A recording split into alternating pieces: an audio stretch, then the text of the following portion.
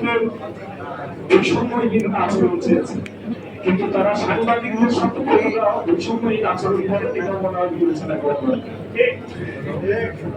সংবাদ কর্মীকে বাদ দিয়ে আপনি সংবাদপত্র ভালো সংবাদপত্র আশা করতে পারেন না, কিন্তু সাংবাদিকদের সাথে প্রত্যেকটি আউটে বৈষম্যহীন আচরণ হচ্ছে। আমি একজন সংবাদকর্মী হিসেবে আমি তাদের কথাটি বলতে চাই, কেউ যেটি বলেননি। আর একটি কথা হচ্ছে বিজ্ঞাপনের যেটা আছে এটা অত্যন্ত হাস্যকর।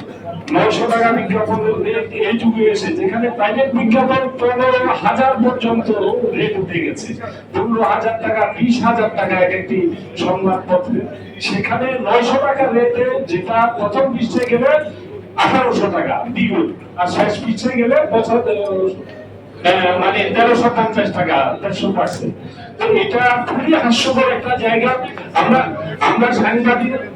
সাংবাদিকদের কাছে সংবাদপত্রের কাছে সাংবাদিকতা দায়িত্বশীল সাংবাদিকতা আশা করি, তাহলে এই বিজ্ঞাপনের বিষয়টা আমাদেরকে বিজ্ঞাপনের রেটের বিষয়টা অবশ্যই বিবেচনা করতে হবে। আমি এটি কল্যাণ রাষ্ট্রের এমডি হিসেবে নয়, একজন সংবাদকর্মী হিসেবে এবং সাংবাদিকদের জন্য কাজ করার সময় আমি এই দাবিটি আজকে রাখতে চাই যে কমপক্ষে আমি মনে করি এই রেটটি কমপক্ষে 2,000 টাকা হওয়া উচিত অনতিবিলম্বে।